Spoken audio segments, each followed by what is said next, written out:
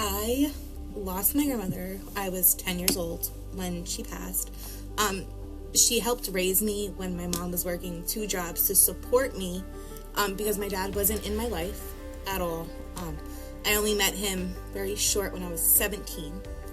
And then he took his own life a year and a half after knowing him and actually meeting him in person for the first time ever.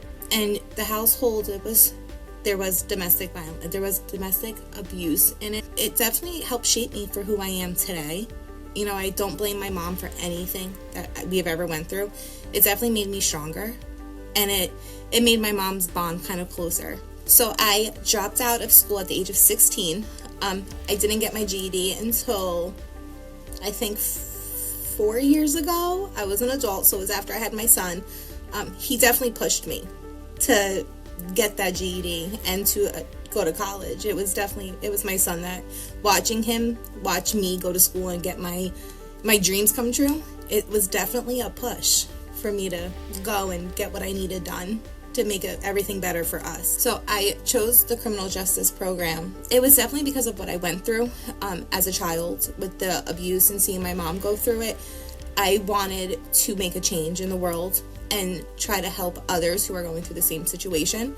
So I am the president of the Law and Disorder Club. We bring people together to talk about justice issues, career nights. We do some fun meetings just to kind of get to know our members.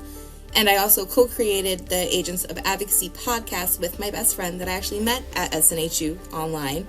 So with the podcast, we do cases into like domestic violence, survival stories, things like that. We've had incredible guests like Al Sharpton come on and interview. I've had a family member of a survivor of a domestic violence situation that just happened like 10 minutes down the street from my house. So I interviewed him.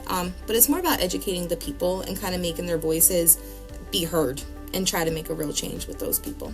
You know, from being a mom, a wife, I homeschool my 9-year-old son, being a student and being on all these committees and volunteering.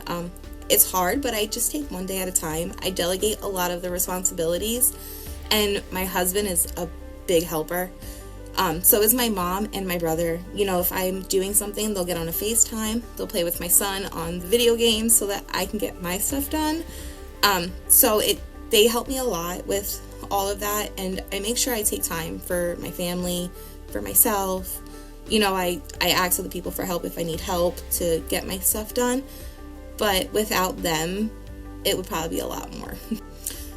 Finishing my criminal justice degree was a very big accomplishment. I am the first in my family to go to college and to get a degree.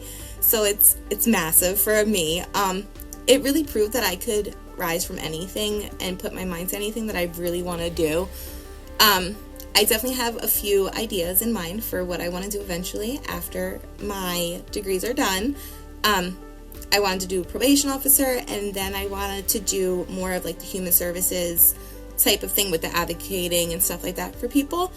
So it really has, there's a lot of ideas to do with both, but it's definitely rewarding.